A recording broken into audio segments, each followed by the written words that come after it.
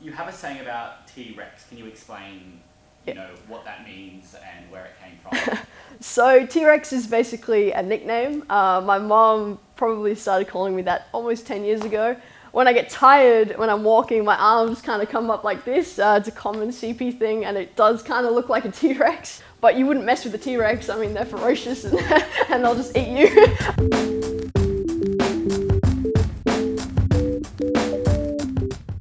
Hi, my name is Robyn Lambird. I'm 19 years old. I'm a disability advocate and an athlete. I guess growing up, having a disability, people always had certain perceptions of me, and I'd always have people sort of staring at me. And I guess in one way, you don't want people staring at you or having misconceptions about you, but it also gives you the freedom to sort of just be who you want to be, because it doesn't really matter because they already have these ideas. So going through my teenage years, I had a bit of anxiety, but I mean, I think most people when they're teenagers do.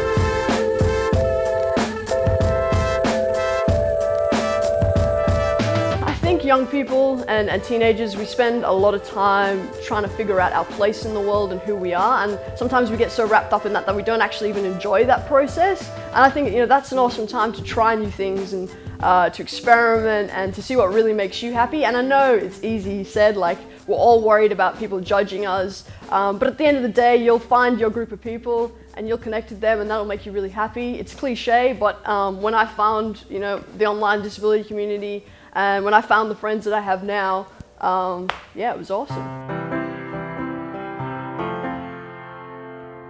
I'm part of a non-for-profit called Starting with Julius, and their whole aim is to get people with disabilities into mainstream advertising as a way to normalize disability and to bring about social change and the way that we look at disability.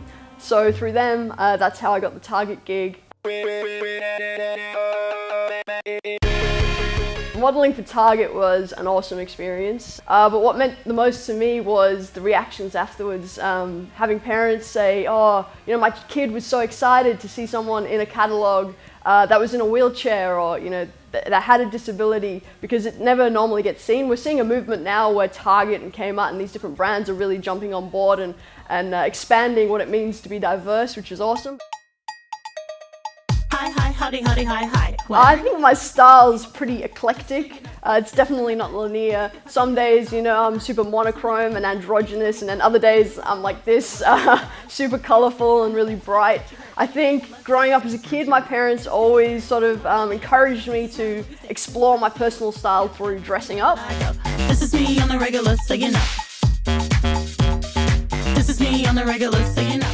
I think everyone in life, they're going to face challenges, whether it's like me having a disability, or whether it's based on your race or your gender or your sexuality. People face challenges, but it's just looking at those challenges and seeing how you can turn them into opportunities, how you can turn them into opportunities to succeed.